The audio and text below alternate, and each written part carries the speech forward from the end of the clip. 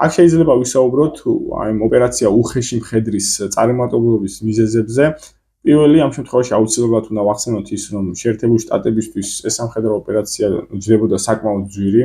ვახსენე კიდევაც, რომ დაახლოებით ერთ თვეში ეს სამხედრო ოპერაცია დაჯდა $1 მილიარდზე მეტი და შეერთებული შტატების ძვირადღირებულ სამხედრო ტექნიკას ემუქრებოდა კვლავ საფრთხე და საპირისპიროდ მეორე მიზეზად შეიძლება ვთქვათ, რომ იემენურ ჰუსიტებს წინააღმდეგობა საკმაოდ იაფი უჯდებოდათ, ისინი საკმაოდ იაფასიანი შეერაღებით უქმნიდნენ საფრთხეს შეერთებული შტატების ძვირადღირებულ სამხედრო ტექნიკას.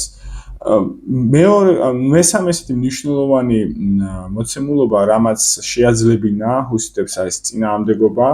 ეს არის ის, რომ თვითონ ორგანიზაცია არის საკმაოდ ჩაკეტილი, დახურული, გასაიდუმლოებული.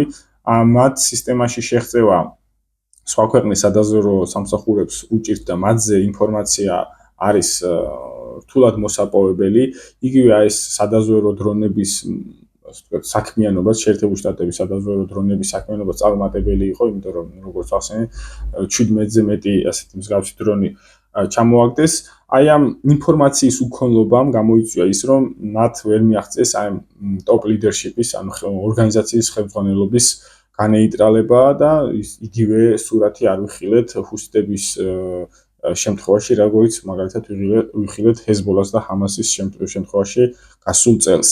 და ესეთი მეოთხე და ასევე მნიშვნელოვანი მოცემულობა იყო ის, რომ ამ სამხედრო ოპერაციას ამ შემთხვევაში არ შეუერთდნენ სხვა არაბული ქვეყნები, რომლებიც ადრე კოალიციაში იყვნენ შეერთებულ შტატებთან ერთად, გულისხმობ საუდის არაბეთს და გაერთიანებულ საემიროებს და ასევე ეგვიპტეს.